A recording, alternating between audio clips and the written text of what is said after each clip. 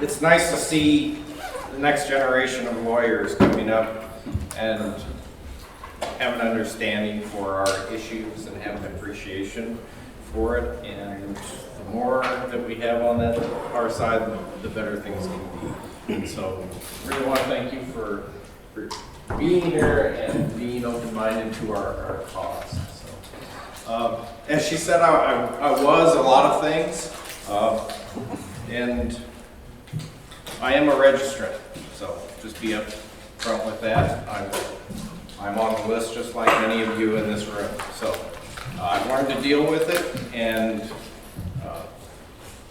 sure, I'd like to be a faculty member again. That's never going to happen in my life. I'd sure like to be back in the biotech industry. That's not going to ever happen again in my life either. So I've come to separate those things out. I learned how to develop other skills that I already had. Because one of the things that I did in biotech was hire a lot of people. I had 200 plus people under my wing in the company, and I personally sat through every interview for every employee. I trained many managers, directors, supervisors on the hiring process. I was the only person that HR allowed to essentially be independent of her because I had an appreciation for it. And so about 2009, when I got out of 7 years of prison for possession of child porn in the state of Nevada, I decided that I needed to essentially reinvent myself, and saw a job for a small staffing agency, and I thought, sure, I can apply to that. Sent in an application, changed my resume around to kind of match up with what she was looking for. And I spent quite a few years working there. And then recently, she closed the business. She's retiring. Called me in one day and said, man, it's been a good run, but I think it's over. And I turned to a lot of different things. She asked me what I was going to do, and I said, you know, I think I'm going to continue on this, and I'll try it on my own maybe and see if it works. And it has. And we're in year 2 now, and year 2 is doing really well. So, you know, I never thought of myself when I was a scientist. I never thought of myself when I was a graduate student. I certainly never thought of myself when I was younger than that. If ever being essentially an HR type, I hate HR types. If you are one of those, I'm sorry, but I just kind of have a real aversion to those folks. But I am one of those people now, so I guess I have to hate myself in some ways. But reinventing yourself is what's key. It's really what's key, and we're going to talk a little bit about that. We all face a really tough go of it in trying to get employment. It's without a doubt, we're probably the most discriminated group out there. Women often say that, you know, there's a glass ceiling. Well, if they have a glass ceiling, I'm not sure what we have. I think maybe we just haven't even gotten off the floor yet. Felons in general have a tough time getting work. They say that for a felon, if a normal person has to apply for 10 jobs to get one interview or to get a job, that the felon has to apply for 100. And for us, well, maybe it's I hate to say it, but it might be 1,000. And so it is tough. It's just a lot greater, without a doubt. And Emily and I discussed ourselves as being doom and gloom. I'm not sure which one of us is which. There's a bad message here. There's the doom, but then there's also the positive, because there are successful people, and you can be one of those people, and hopefully we can provide you with some pointers in order to do that. In general, let's see if I can make this work. I can. We are our worst enemy, because we talk ourselves out of things. If I apply to that company, they're just, and then they'll do a background and it'll be all over. So, no, I'm not gonna bother with it. Or I'll just throw on my resume. Because it's easy, you know, in this day and age, digital, you almost click send and it's done. And you don't take the time to make your resume what they're looking for, or to sell yourself. And it's really all about selling ourselves. You have to decide that you're the best product you possibly have, and you have to make those things happen for you. Not all companies do background checks. They claim to do them. They'll put it on their website, they'll put it on their forums, but they won't necessarily do a background check because they're cheap, because it costs money. Minimum of $25, and that's for the one that probably either won't say you committed a crime, or it'll say that you committed all sorts of crimes that you never did. You know, so a lot of times it's used as a deterrent.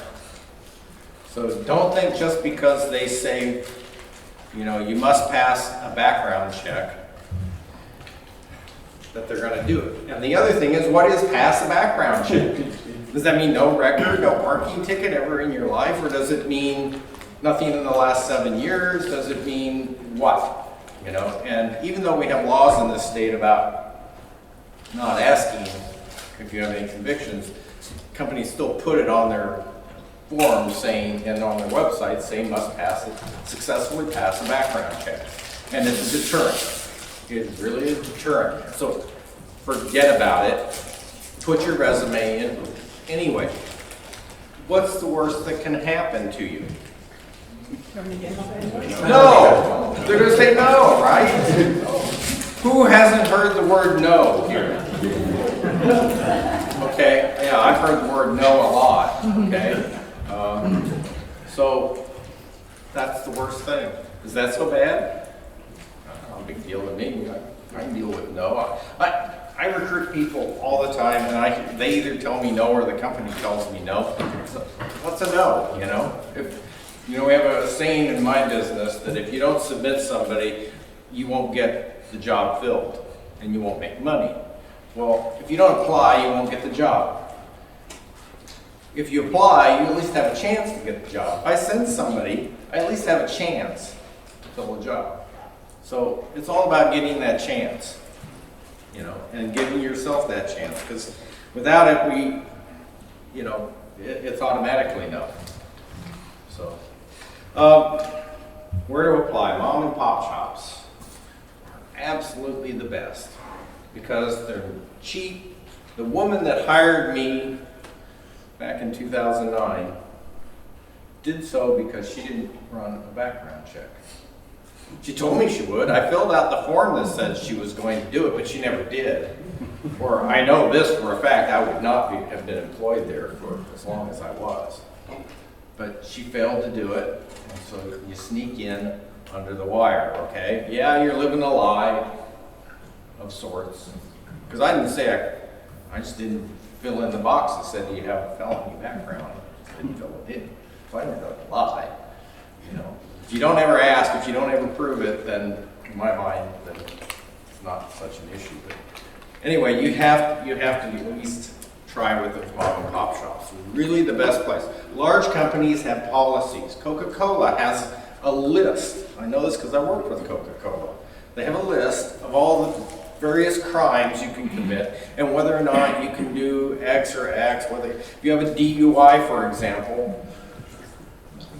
you can't drive one of their trucks, but you can drive a forklift in their warehouse. If you don't know anything about forklift drivers, they have this real problem of driving off the end of the dock. Okay?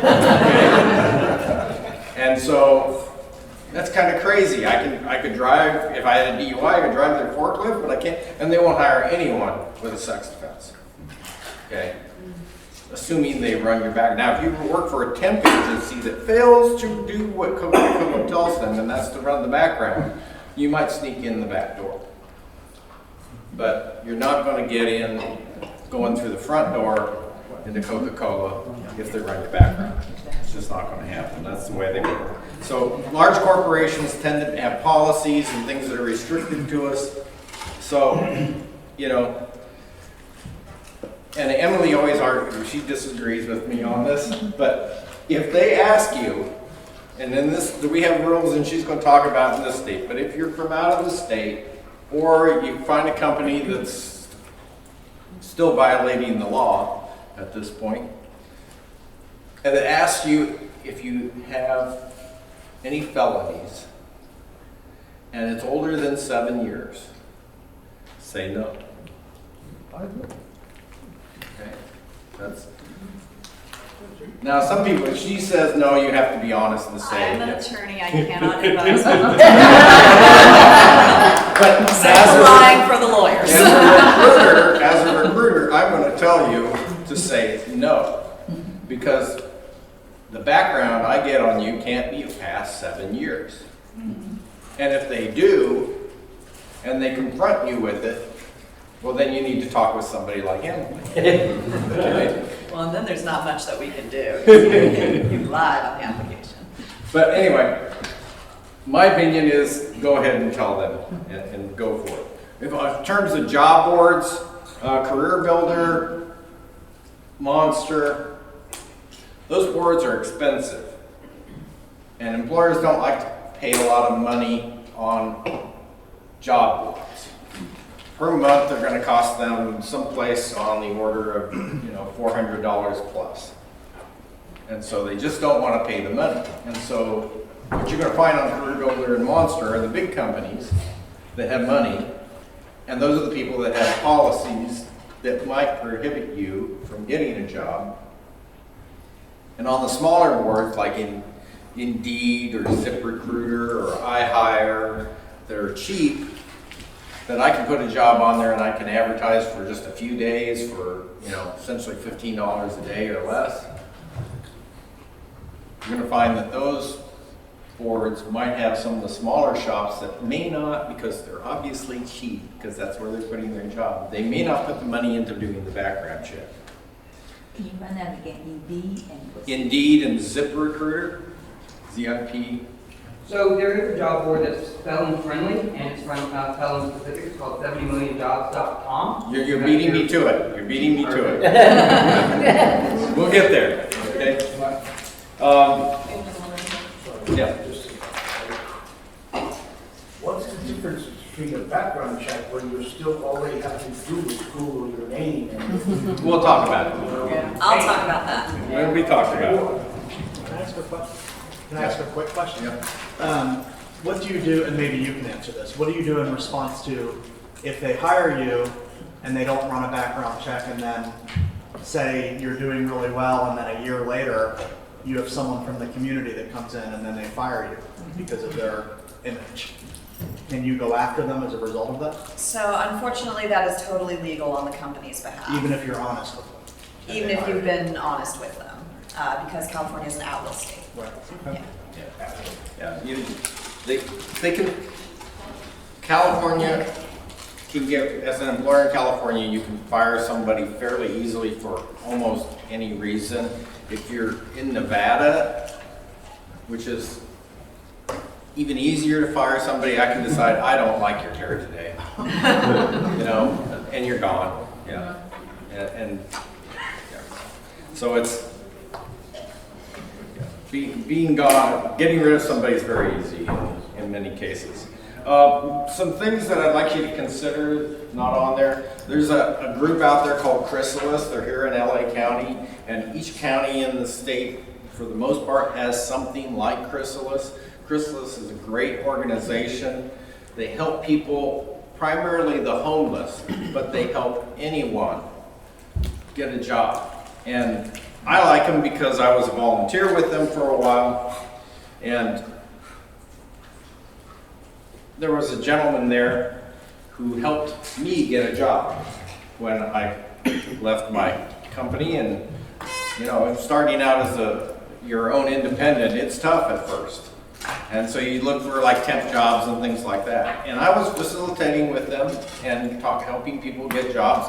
And I heard his spiel many times. And one day he asked me, what I did. I told him, that was really kind of in between, but hopefully something would come up.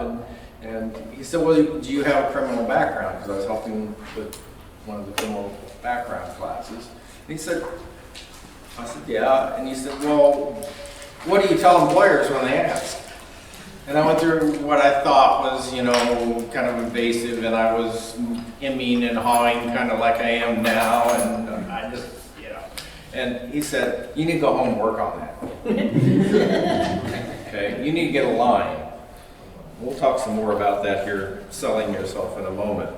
But the most important thing you have to do as somebody coming off of a criminal background is to establish yourself in a job. You have to find some sort of work. We can advance, didn't we? There we go. You have to have a job. I don't care what it is, but employers don't like to see gaps. They don't want to know that your resume has a problem, and you have to establish yourself in some way. I don't care what it is, but get a job. Even if you have to go work, you know, as a forklift driver and try to stay away from the edge of the dock. Whatever it is, you have to do this, okay? Because having some level of employment tells another employer, maybe the job you'd like to have more than that one, that he's okay, okay? You know, it kind of helps validate you as a person, and you have to revalidate yourself. Out there on the internet, there's lots of websites that say there's jobs for felons, and these companies hire. And everybody last year at this program asked us, give us a list of employers that will hire. Well, that list doesn't exist, and the sites that say those things, and these huge long lists of companies, of which I know at least one of them says Coca-Cola will hire you. Well, they won't. Or they did one person. Somebody snuck in somehow. It doesn't mean that those lists are good. And typically, Googling jobs for felons, you end up with a bunch of frauds.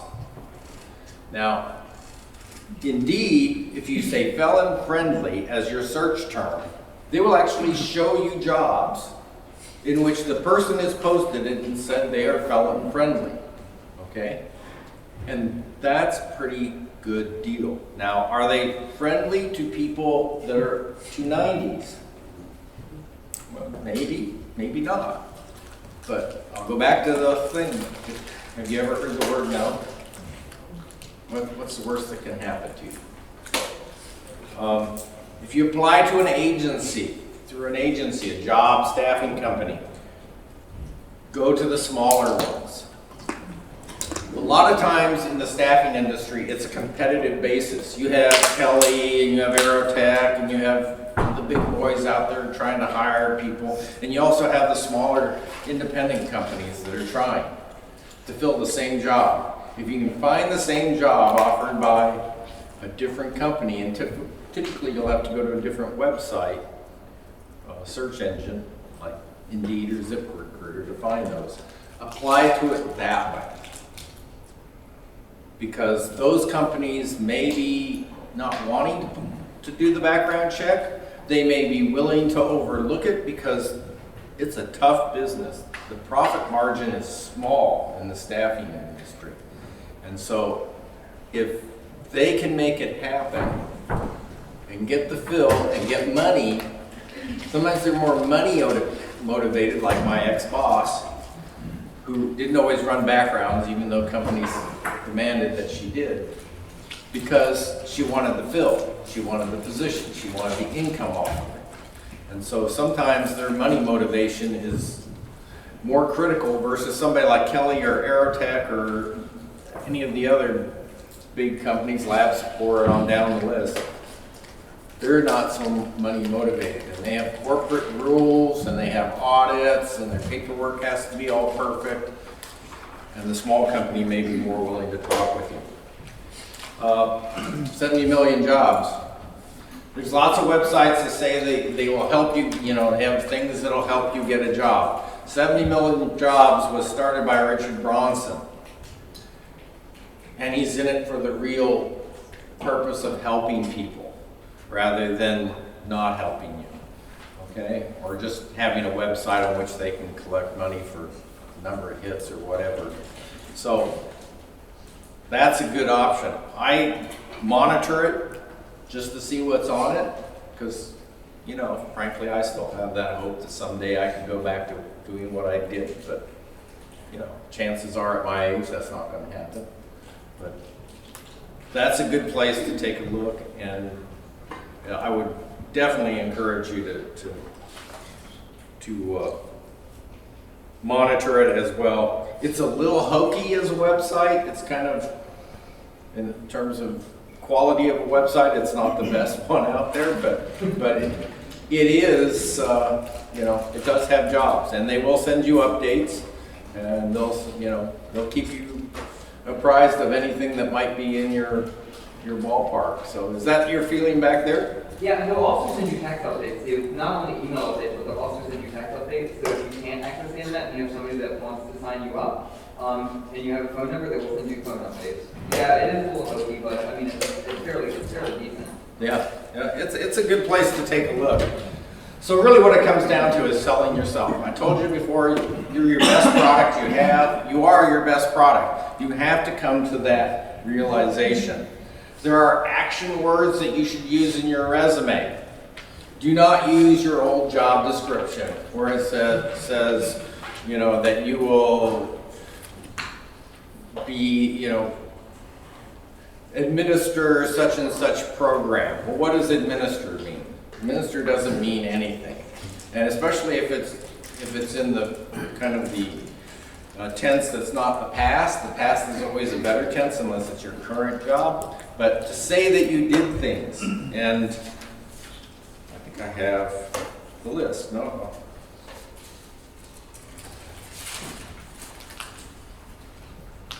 Yeah. Adjusted, allocated, analyzed, motivated, provided, referred, rehabilitated, standardized. There's these big long lists of verbs that indicate action. Employers like action rather than things that are passive in context. And so they want to see that you did something. If you can show achievements, show achievements. Bruce, I know you're sitting back there. You'd prefer to see somebody who said, I sold 10 cars every week. Rather than, yeah, you'd want to have that person, you know. I did this, rather than, I worked for a company that was involved in selling broken down old used cars, and occasionally I sold one. Okay. But if you can put it in a tense that's positive, do it. Match your resume to the job. Don't send out the same resume to everyone. I said earlier, don't just throw them a resume. There's computer programs now that they stick your resume into, and it'll pick you out because you match most of the terms or all of the terms many times in their job description. If they call it something, you call it something. And I'm a scientist, so I tend to deal in more in scientific jobs. But in my field, there's an instrument that a lot of chemists use called, in their vernacular, an HPLC, which is high performance liquid chromatography. And high performance liquid chromatography, okay, it's rarely called that. It's almost always called HPLC. But I sent an HR person, because they're the screeners typically, or a computer is. And the computer is just about as good as the HR person. Believe me, HR people don't always know the field that they're working in. Sometimes it's all new to them, and the computer is just as bad. So if the computer calls it something, you put it in your resume. If you need to put keywords at the bottom and put some of those terms, pick the terms you think that are key out of it, because if they say you have to have this skill and this skill and this skill, put keywords at the bottom as you're applying for a computer program, because it'll count it as the number of times you said that you did something. And so you'll rank higher. Practice your answers. They always say stand in front of a mirror and do it. No, seriously, stand in front of the mirror and do it. Seriously. You'll learn something about yourself real quick. Okay? And you'll get better. So I encourage you to take that approach with it. Oh, Glassdoor. Glassdoor.com is a website out there. They will tell you things about the company that you may or may not want to know.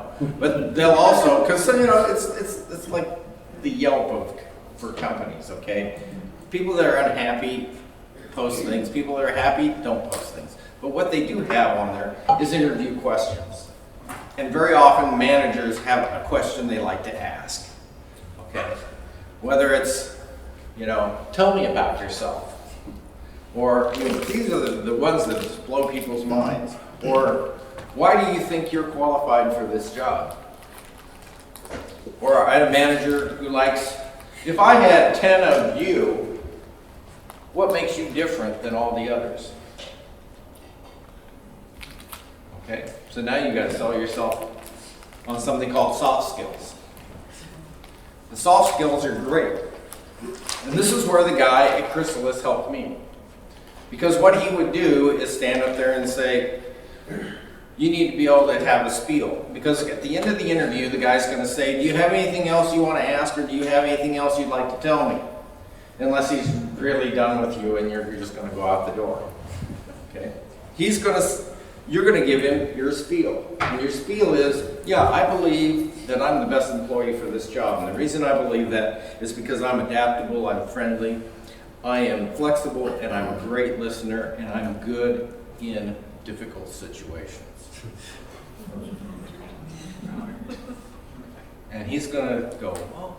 And then you throw on top of that, and I have all the hard skills that you want. I know how to do this, I can do this, and I can do this, and I have a lot of experience with those, and I'll be the best employee you've ever had.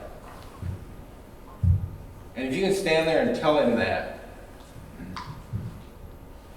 when you drop the bombshell on him that, hey, I have a felony past, hopefully the next thing he does is say, here, I'd like to hire you. Start the paperwork, please. Because that's what happened to me. I went to this small company here in LA, and the guy said, at the end of the interview, I threw that out to him. He said, I really like you. I'd like you to go ahead, and here's the paperwork. Please start on it. And on top was the background check form.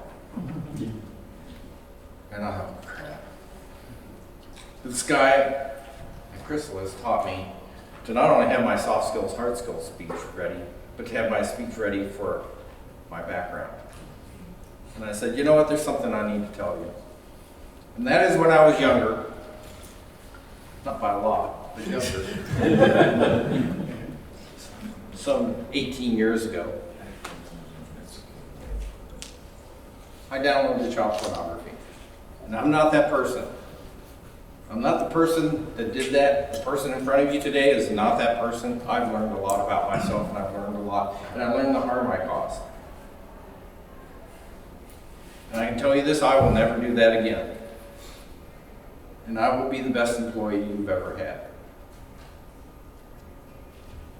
He sat there and I could see he was thinking about it. He goes, you know, I liked you before you told me this. And I still like you. And you got the job. We won't bother with that form.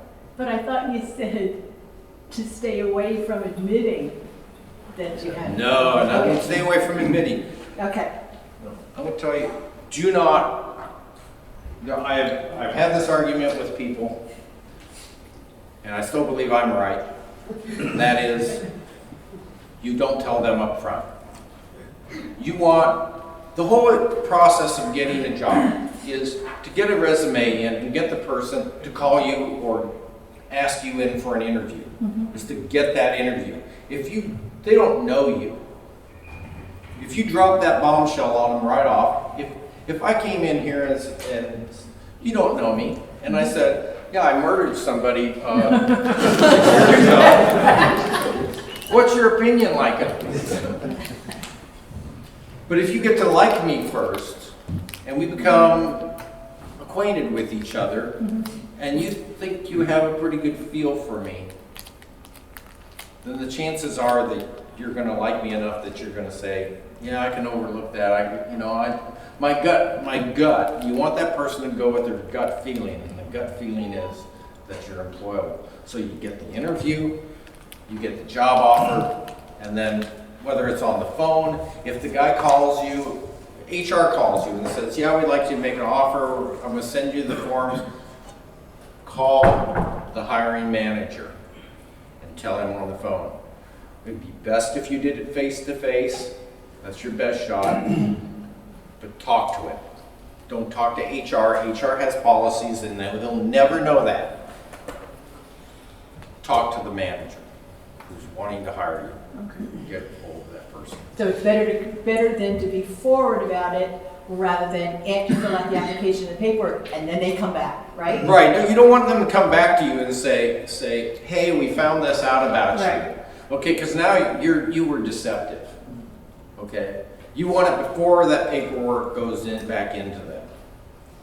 Okay? And even if you have to drive down there to wherever it is Right. and go in the front door and say, I need to speak to Bob or whatever his name is, do it. But what about the box about felony? We're gonna talk about that. Okay, We'll talk all about right, that. thank I you. was just gonna ask, if it's not asked, then you're not lying, right? Right. Don't worry over about it if they're not asking. Yeah. Right. Right. I won't steal all of her. Go ahead. I do want to kind of just jump onto that since I think you'd be a good person to answer that. I'm job hunting myself right now and I keep getting questions along the lines of why did you leave your last position? So if that is something that has to do with your conviction and it's relatively early in the interview, how would you handle that? Well, oftentimes that will be asked, you know, right at the very beginning of the process. Exactly. Everyone wants to know why you left. Right? Why you left? Okay, well, you know, if you were fired, that's bad. Okay? Let's just be upfront, that's bad. And it's hard to hide that. And the one thing you don't want to do is tell somebody that you were fired. I can tell you this, most companies, and there's a few employers sitting in the room, most companies won't give out that they fired you because they don't want to be sued. Because even though it might be factual, people still sue, that costs them money. So they won't tell them that. They will just say, well, he left. Or, you know, we only divulge the time period in which they were employed here. We don't divulge any other information. Fill in all the gaps. You don't have blank time periods. So as a recruiter, as soon as I see a gap, I go, oh, he's a felon. Okay, hasn't worked since 2013. What's he been doing? You know, does she have somebody that supports her, or how long were they in prison? Okay, you did something while you were in prison. Okay, if you were in jail or if you were unemployed for a period of time, you did something. Okay, I don't know what it was. Maybe you worked for the Department of Corrections. Hey, I was a bakery clerk. Okay, I essentially managed the bakery because once they figured out that I could do that sort of thing, they just let me have free run. Everything that was ordered, everything that went out, everything was made, I did. That was me. Okay, In prison? for essentially over 1,500 people, three different Nevada prisons, I did that. Okay, so you did something. I could write it down on my resume, but I was a little more crafty. I just said I was a consultant. Okay, because I had still friends and still have some friends in the biotech industry, and they would ask me questions. Mark, what do you think about this? Sure, it was on a letter, or it was on when I called them on the expensive phone call. But yeah, we talked, and so yeah, I was a consultant. I didn't say I made any money, but I was a consultant. You worked for the Department of Corrections, you worked for the state of California, or whatever state it was. Don't say that you worked CDC. CDCR. Okay. See, I'm a Nevada person, so to me it's NDOC. But anyhow, that's what you did. Don't give them the opportunity. I see people that work for CDCR, and I write in my mind. I'm thinking, okay, were they which side were they on? So don't let them go there. Okay, try to keep it in the positive light you can. Maybe you took care of an aging family member. Do you know how common that is in this day and age? With all the people that have Alzheimer's? Everybody knows that routine. And it's best if those were only a few years in length, like 1 or 2. If it's longer than that, if you're like me and you're sitting with 7 years to try to make up, it's tough. Mind if I share something? So, when my husband applied for a job, I don't remember when exactly the interview was, but he ended up submitting the form for the background check. So that came back with hit on the registry, but not on the record itself, because we had gotten taken care of. It's like a whole slide in mine. Let's just wait. Can we wait to see what she says? I just wanted to share that we, when the letter came back from the company saying, I'm sorry, we found this on your record, so we decided that we'll write him a letter saying, yes, this is on the record, but we are trying to get a job so we can better ourselves and continue the process. And they liked that letter, so they ended up hiring him. Wonderful. And that's my next slide. Yeah. You guys are great. You guys are great. Just lead me right All I'm through. saying is you could have sued them for that one. Yeah. And I'll talk about why. Okay, so remember in communication, when you're talking with and you're giving that speech, that soft skills speech, that your message, and maybe this disagrees a little bit with what was said yesterday, this was pointed out to me, but they say it's about 7% actual words. So don't be so concerned that you word it perfectly, but it's the tone, the pitch, the body language. You all talk to people and they go, what, and you hear them him and haw and they go, well, yeah, so many years ago I was arrested and, yeah, it wasn't, that's not a good thing. And so, I'm not the, well, yeah, and, and they really made me mad when they did this. It was all a lie. Okay. Posture, tone, pitch, volume, rate, all those things go into how we interpret messages. And so make sure when you go in front of the mirror, and I can tell you one thing, I love the question, tell me about a difficult situation you had at work and how you handled it. It isn't about the situation.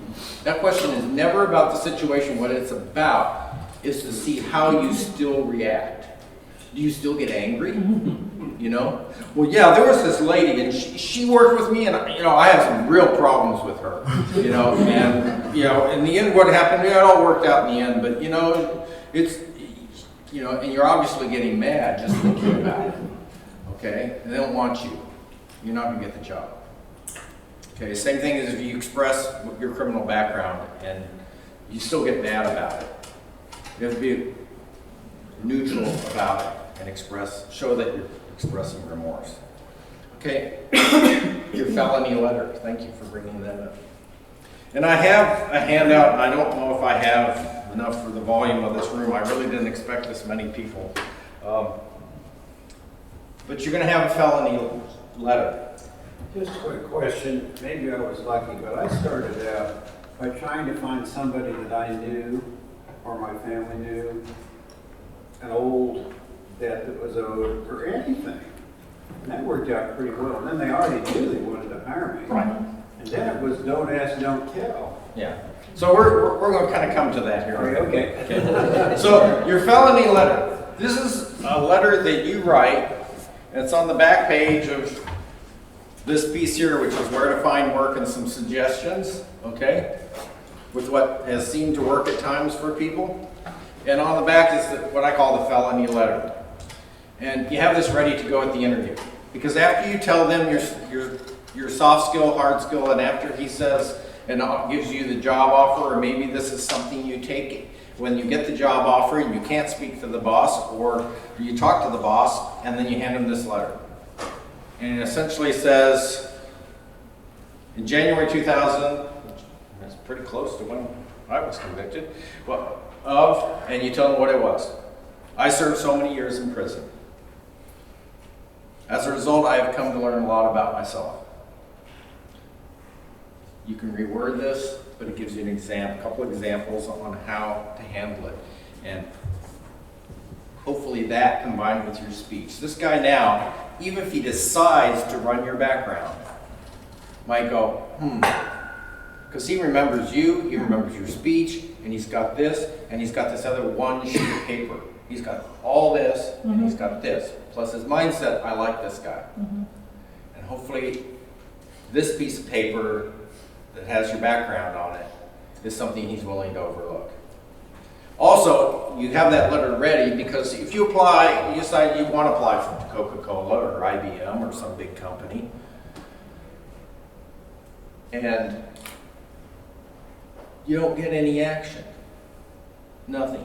They seem to be overlooking you, and they keep, maybe the job keeps appearing and they keep trying to hire it. Go in and attach this letter because you're not getting any action.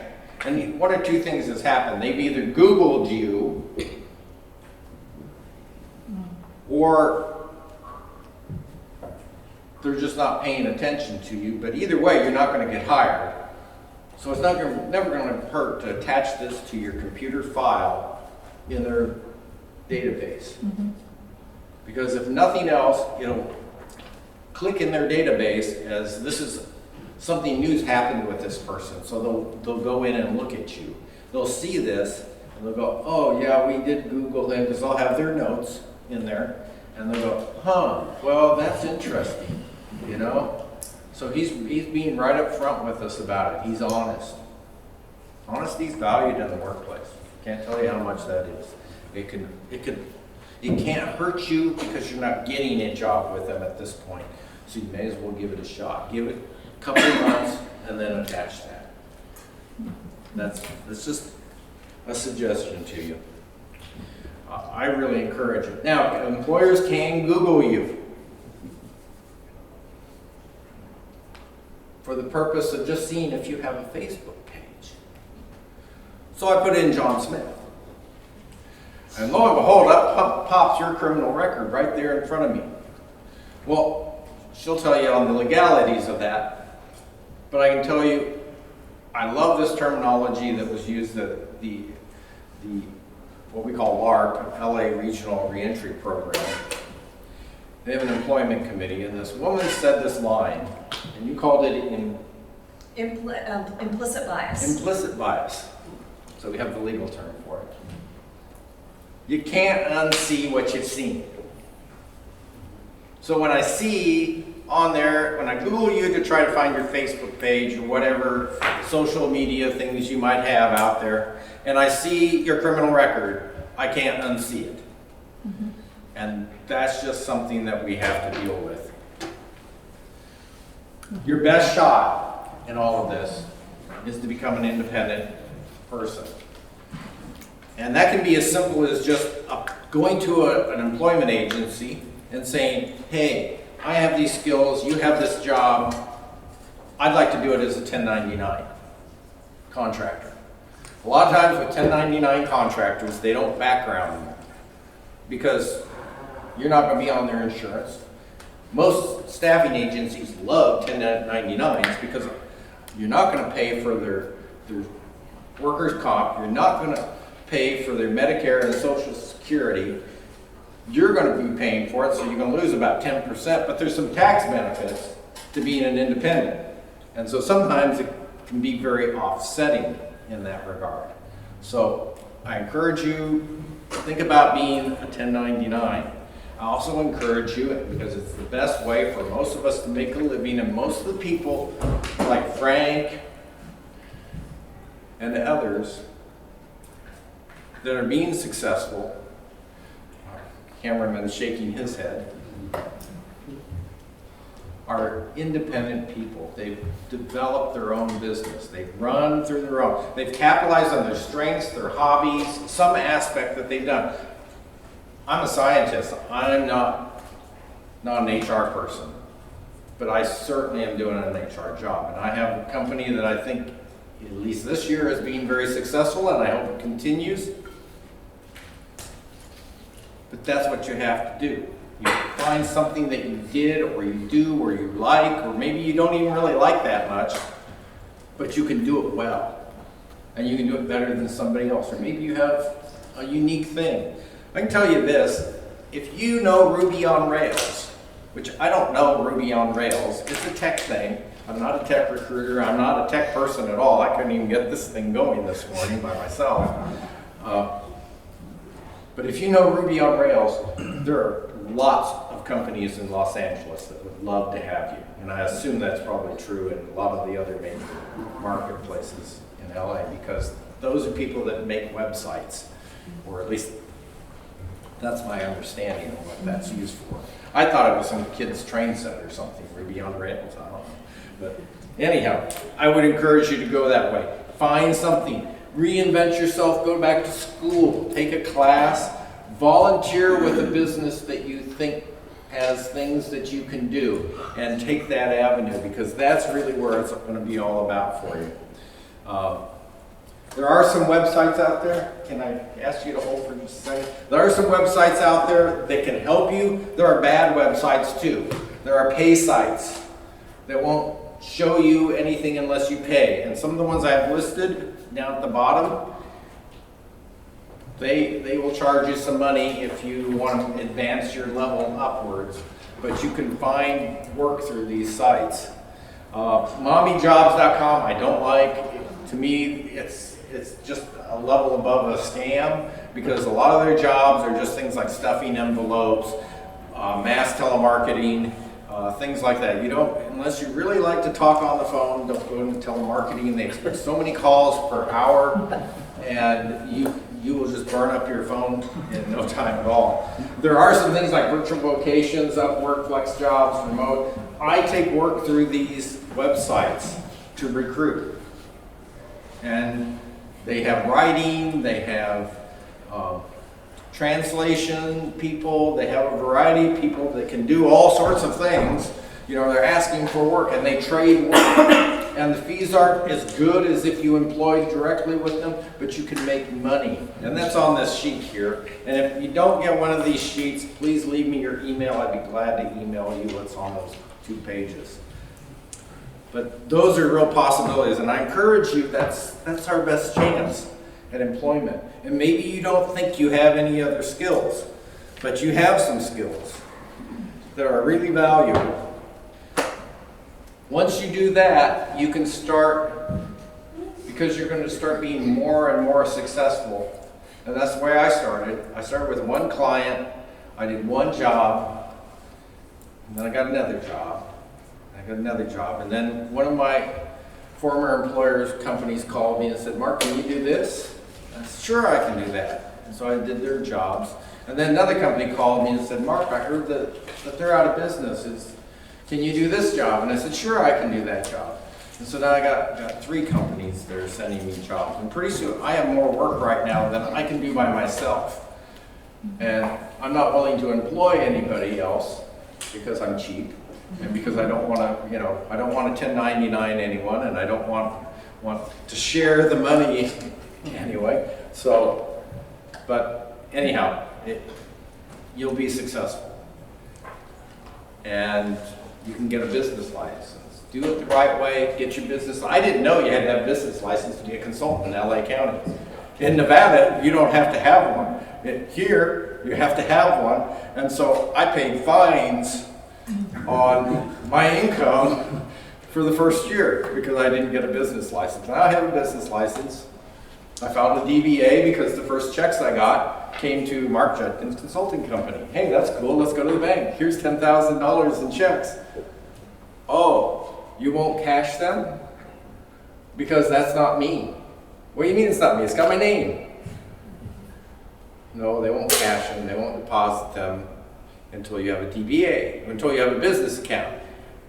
Well, how do you get a business account? Well, you have to have a DBA. So there's a month of sitting with checks that can pay my rent, but I can't pay my rent. Well, thankfully I have a wonderful sister who was willing to forward me the money until I could get the DBA through the process and be able to pay my rent to her. California's a dystopia, I swear, Yeah. when it comes to licenses. And then you can consider, and I'm considering becoming an LLC. You know, Mark Verba, I talked to him back when I was trying to get everything and find myself and grasp myself by the bootstraps, and he turned me to Chrysalis. I never thought I'd be considering an LLC. Here I am, you know, so anyway, you can be the ones too. So can we hold the questions, because I want to give Emily plenty of time to talk, so. All right, thank you so much, Mark. So I'm sorry I've been doing so much sitting. I'm a hobby dancer, and I yoinked my hip out of place, so that was a fun way to start everything off. Where is the thing? Oh boy. Try. No. No. Do you know where it went, Mark? What was it? The other PowerPoint? No. Do you know where your USB went? Or? My USB's in my pocket.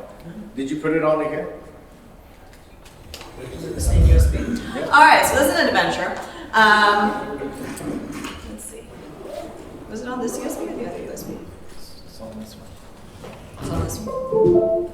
Hey, there it is. Thank you. So neither of us are particularly amazing with technology, as you may have put together by now. My name is Emily. I'm an attorney here in California. I did put licensed in California here because some of you know me from working with Root and Rebound. I have transitioned out of my role with them, and that means that I'm here representing myself. I also wanted to highlight that I am licensed in California only. So is anyone in the room here not based in California? Few hands? Okay, so only about 30% of what I'm going to talk about today is going to apply to your situation. I am only authorized to practice law in California and then to interpret the necessary federal laws that govern this state and others. So, just so you're aware, I will flag when it's something that applies to everyone. So, can anyone tell me what the difference is between a rap sheet and a background check? All right, cool, I get to teach everyone something. Okay, so these are two different documents, and the main reason that we're going to go over them is because they determine who sees what on your record, which allows you to make decisions about how you're going to present yourself to employers.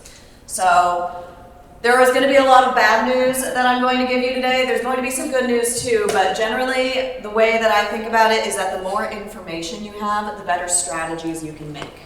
So I'm going to try and give you as much information as you need to have a clear idea of what you're going to be navigating once you are in the job hunt process. So a rap sheet. A rap sheet is a government document. So government agencies and some government contractors will be able to see it. And a rap sheet is going to go all the way back through your criminal record. It's going to go down to your juvenile records. In California, we don't have automatic juvenile record sealing. In a few other states, we don't have it either. In some states, only certain convictions are sealed if they're juvenile convictions, and in other states, things are automatically wiped clean. So it depends on where you're at. In California, your juvenile record is probably still going to show up on your rap sheet. Everything else is going to show up on there as well. So anything that you've had dismissed or expunged, any probation violations or parole violations, diversion programs. So if the judge says go to drug court, then this is going to go away, that doesn't actually mean it goes away forever. That just means that it is considered dismissed. Arrests that never led to anything. These are all going to show up on your rap sheet. And the reason for this is that a rap sheet is a complete document of every encounter that you've ever had with law enforcement. I say both it's a government document and that it's private. It's because only the government and only you are allowed to decide who sees it. So any government agency and any government employer is going to be able to go back and see this. So public university, public school, post office, DMV, California Bar Association, like anyone that you are trying to work for who is a government agent is going to be able to see everything. What about military? What? Military. Military will be able to see them. And military, there's even like additional carve-outs that I'm going to talk about around other rules later. So, How do you find it? your rap sheet? Has anyone here ever been fingerprinted? Most of you? Yeah?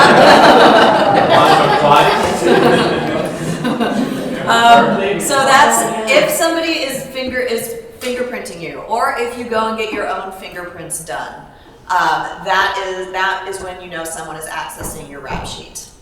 So if an employer sends you to get fingerprinted, that means that they're either a government employer or contracted through the government in some way that gives them that power.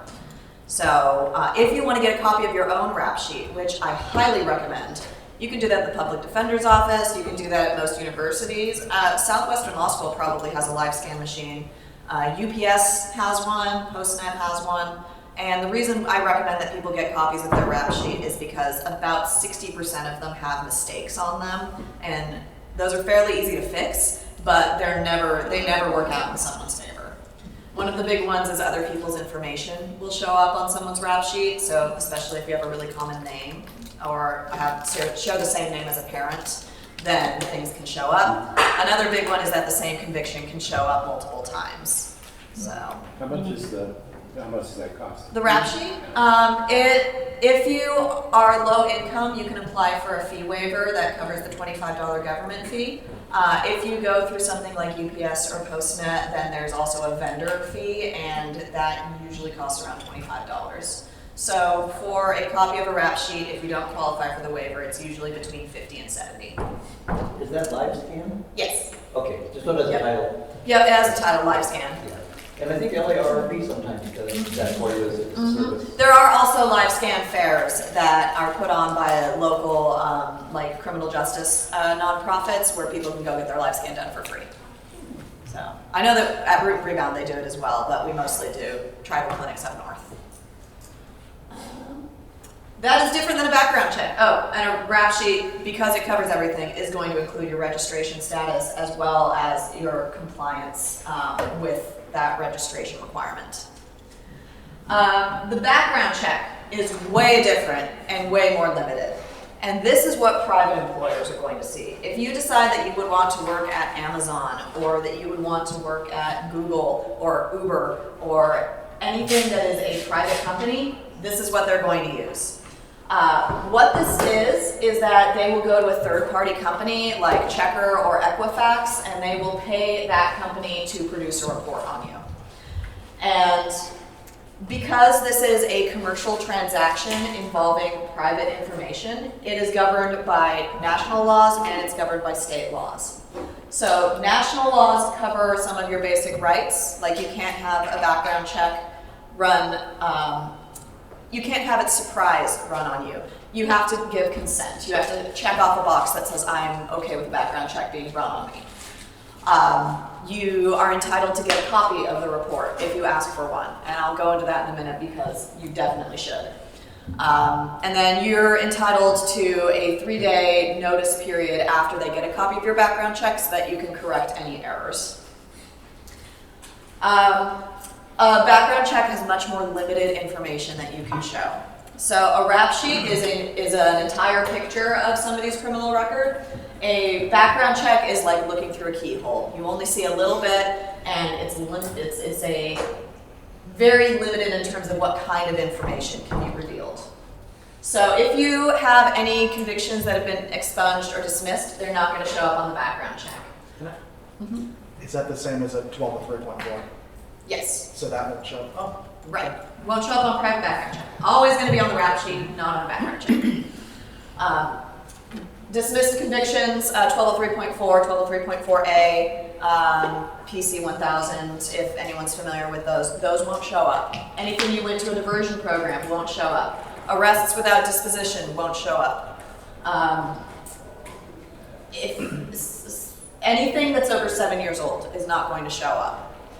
So if the conviction is more than 7 years old, it's not gonna show. This is a place where, because the laws were not all written at the same time and by the same people, there is a little funny thing here where an employer can still ask, have you ever been convicted of a felony? But a background check can't get that information. Yes? Does the 7 years start with the date of conviction? Good question. So it is up in the air. Most background check companies will go from date of conviction just because they want to play it safe. They don't want this to turn into a lawsuit. This has not been settled in the courts yet, so a background check company could make an argument for date of release.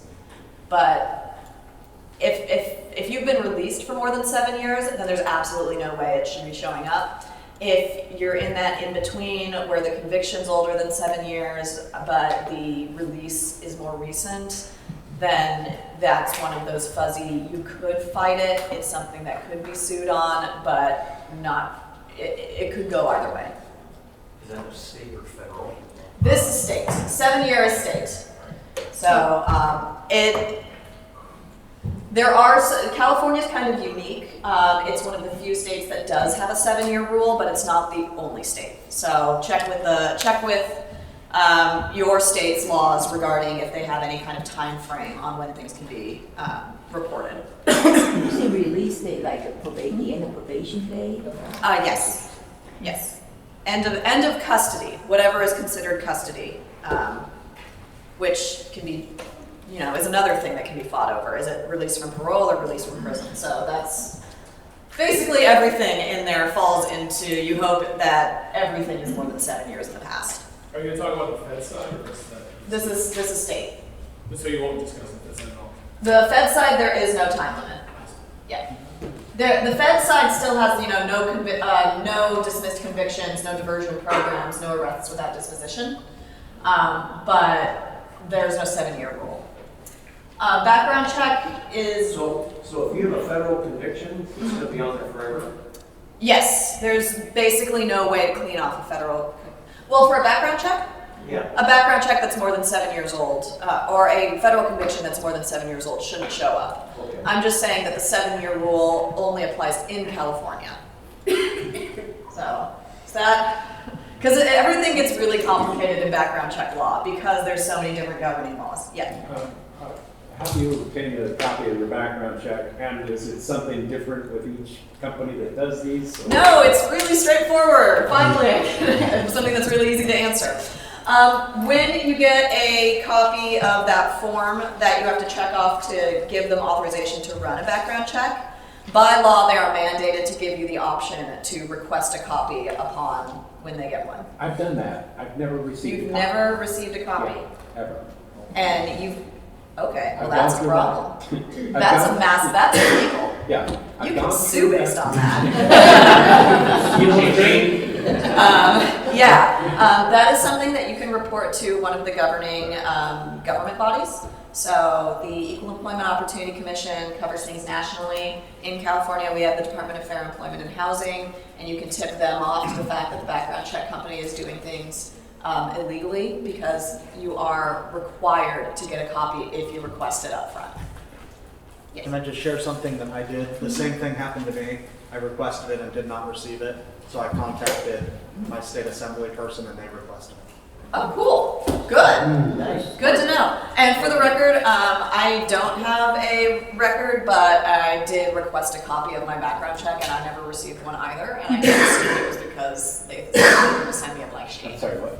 I requested a copy when I signed on for a job as well, and I never received it, but I assumed it was because I came up clean. Oh, okay. So they don't give you one if you come up clean. Is that it? They are supposed to, but I imagine they might not go to the effort. Well, Yeah. and it'll say, I mean, there will be some content in the Right. background check. It just won't have, it may just say no offenses, nothing shown. Yeah. You should get that. I mean, the other option is that you fill out the form and they don't actually ever run the background check, in which case they never give you a copy. Anyway, you should still request a copy, and then if you don't get it, contact your state assembly member, contact the Equal Employment Opportunity Commission, contact the Department of Fair Employment and Housing if you're in California, because they are required to give you a copy. And the reason they're required to give you a copy is because you can find errors on them, and it is important what information the employer is acting on and where they're getting it. Because Megan's Law in California has, you know, it's a terrible, terrible statute, but it's got this nestled into it, which is kind of nice, which is that any information that somebody gets off of the Megan's Law website is not to be used to discriminate in giving any of these things. Employment, housing, education, credit, loans, insurance, health insurance, benefits, yada yada. So that's something that for a variety of reasons is really difficult to enforce, but it is there. Yes. While we're on that subject, Yeah. and I wrote on the website about an issue Yeah. with Airbnb. I had a wonderful time the previous year, rented an Airbnb for several days. The next time I wanted to utilize the service, I got the all arranged and everything, and then I was like the night before I was traveling, they said, "I'm sorry, we found Yeah, but they do it. Oh yeah, no, that's,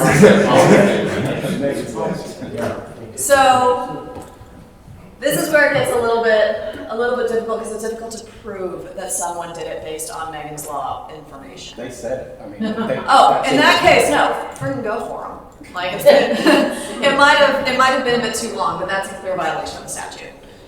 Yes. If your violation is over 24 years, right? And they still run a sex offender national, like they go national background, and they still find you after 24 years. How are they able to use it? They're not supposed to even see that Is all information. Ohio run? If it's a Choice Point, they all run sex offender database.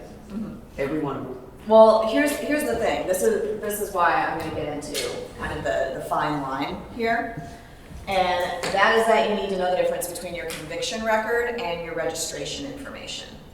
So a conviction record is something that says this is what your conviction was, and that's the thing that can't go back further than 7 years. However, a background check can report your current registration information. So a background check can go onto the Megan's Law website and report that information. However, an employer is still not allowed to use it. So it's one of those areas. Yeah, exactly. I was gonna say it's they a can say, well, you, like I had an interview and they found out, and they didn't tell me that that's why, but they said that we found a different candidate. So they can just frame it in a different way. Yes, But yes. it'll So it's actually be really in your hard to prove. background report. It'll say sex offense, like Yes. for minors, which is not bad. But they run it. They'll even give you the paper showing they will run it. This was with Anthem, Kaiser, Amazon. It'll show. They do run It'll it. show your registration information. Yeah. And that's legal then because they're getting it from a third party. It's legal for the background check to report it. It's not legal for the employer to use it, which is another part of the, no. But I they're know. going to, yeah. Right, it's one of those funky California laws. That's where you can actually take action on it. That's why we recommend people get copies of their background check. Because if you get a copy of your background check and the only indication that you have a record is because you're a registrant, if there's no actual conviction that shows up on it, the only information they would deny you is based on your registration status, then that is an illegal use of Megan's Law information. But if you're over 7 years, they won't know if you have a conviction. Exactly. They'll just have the registration information, which they're not supposed to No have. one denied it, yeah. Right. Proving discrimination cases in employment is really tricky. I'm not going to sugarcoat that. It is very difficult, even if you need basically the most rock solid case that you can get. The best red flag that you could possibly get is if the employer outright says that they used the website. If the employer says, I looked you up on Megan's Law, then it's like, oh, you really should have told me that. If the employer gives you a copy of your background check that says that you're a registrant but doesn't report any other conviction or reports a conviction that is older than 7 years, then you can go, oh, you shouldn't have shown me that. Because those are court-takeable ones. However, this is not something that happens in every situation.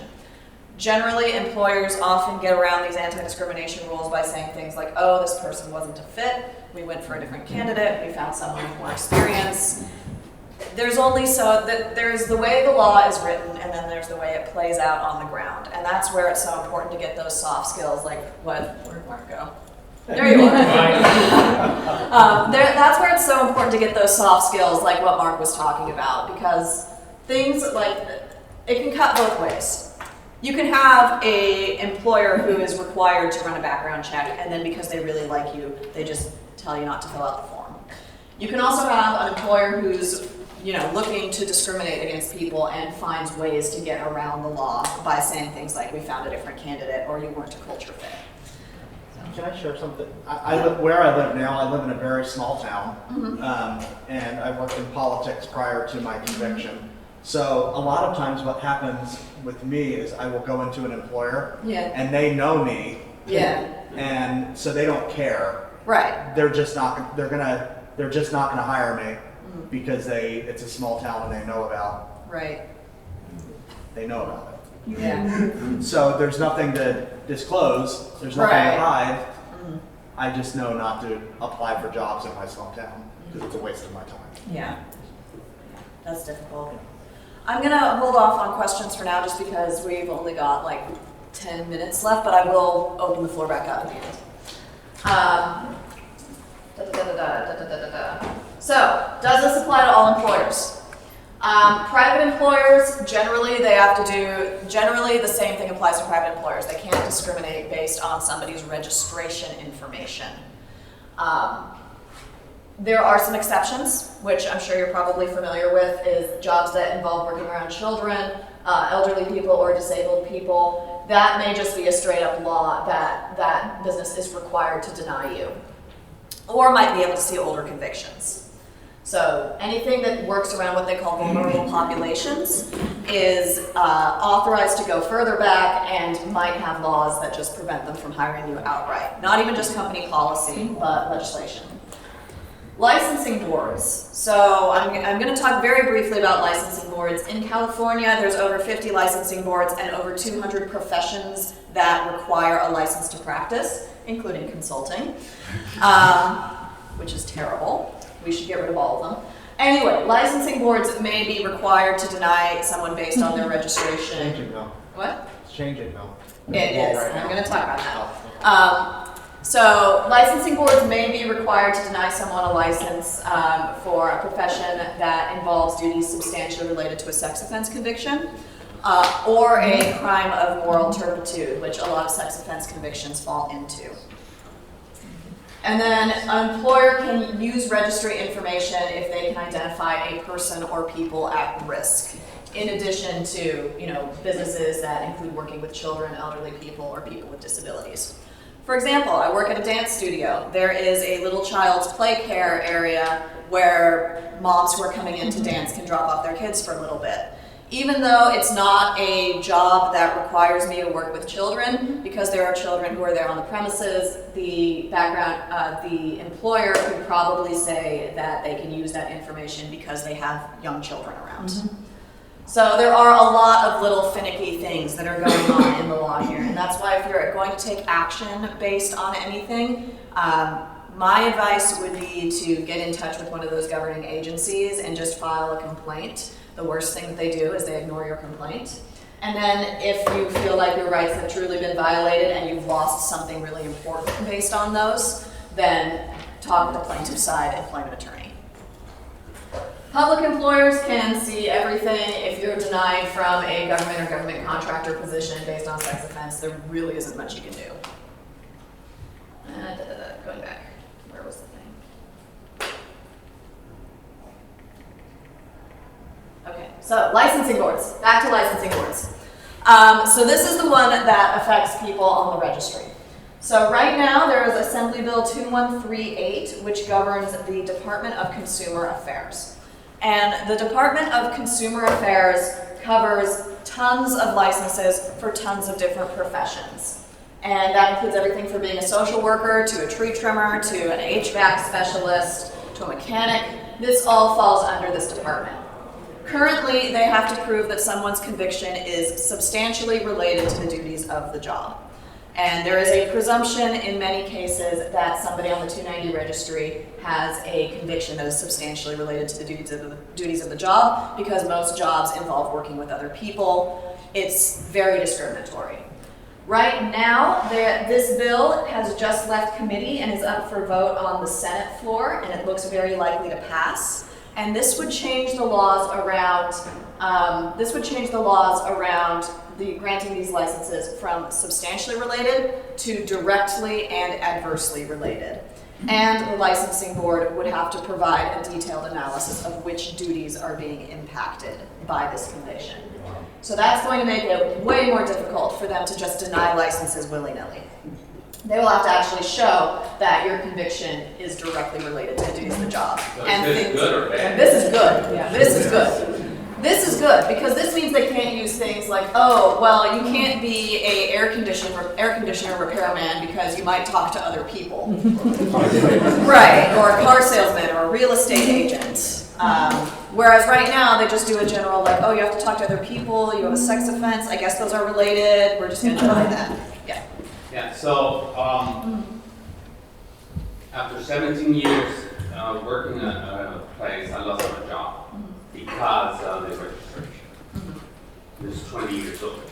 So they were tipped by the state licensing board. That's my opinion. I can't prove it, but I'm 99% sure because I applied for a license. Because I wanted to independent myself from working at a place that was sending me places that I just didn't feel comfortable. Right. So I lost my job, they denied me the license, and that's where I became in contact with Janice. We took the state to court, and I won. We won. Yeah. All of us did. So I got my license.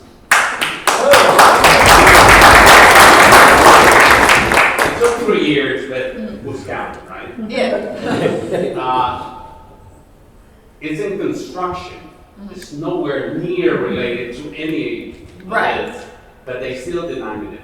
And that's the reason again we got walking together. Right, and that's what the current status is that licensing boards do this all over the place. Right. This so bill, if it goes through, is going to change that. How would that affect me if I apply for an additional license? If you apply for an additional license, they would have to show that your sex offense conviction is directly and adversely related, instead of just generally related. So if it's not, then they have to give you the license. Or they can't deny it based on that information. Because I just applied for an additional license related to the work I do. So I should not let me. Well, if this passes, yeah.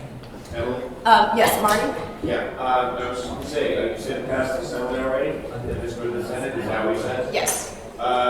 Janice, glad you just walked in. As you always post notifications on the website, so you can vote against certain bills. Yes. This one you might want to post for all registries in California to try and get passed.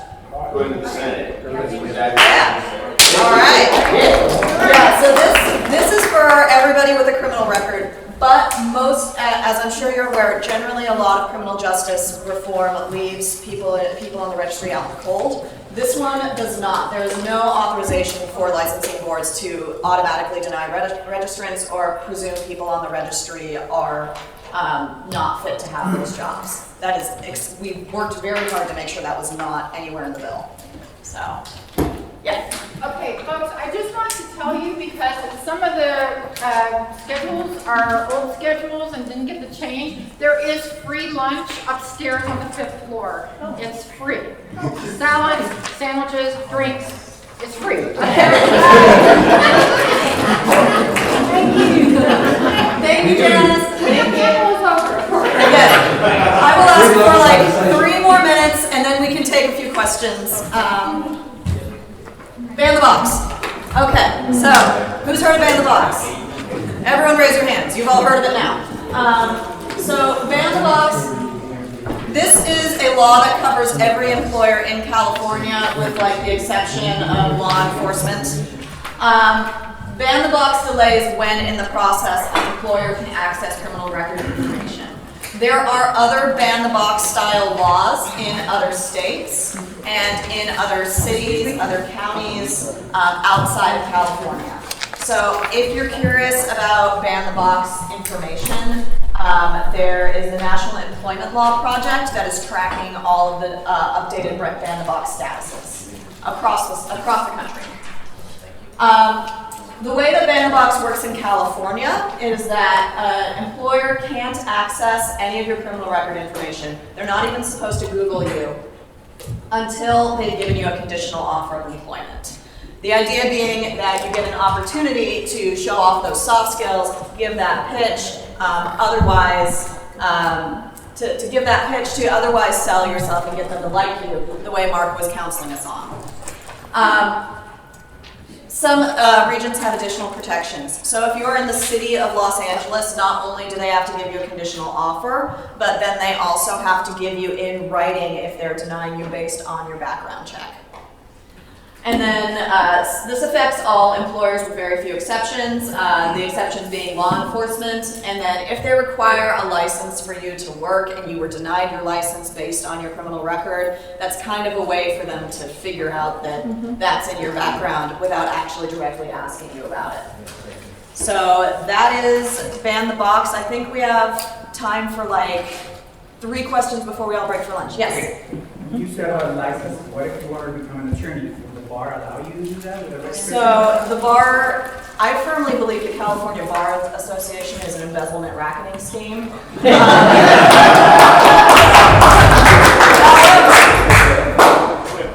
The California Bar Association has kind of made the claim that anything that is breaking the law is substantially related to the duties of working with the law. So they are going to, Do you mind if I interrupt? yeah, go for it. I think that so I know a lot about this because there was an assignment about a hypothetical student who had cheated on an exam about whether or not he can get admitted to the bar.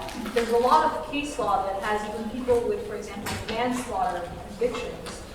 You can show that you have rehabilitated yourself. And there's absolutely an argument made to the Supreme Court that you should be qualified to be an attorney. So any law school can take you, but when you take the bar exam, that's when you can be denied.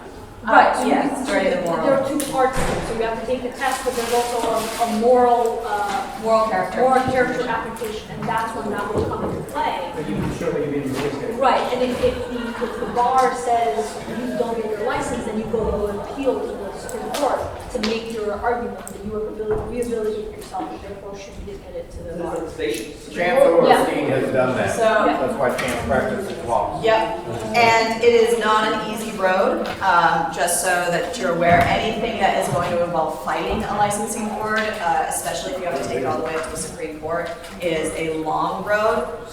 It's a possibility. It's something that you should consider heavily what the pros and cons are.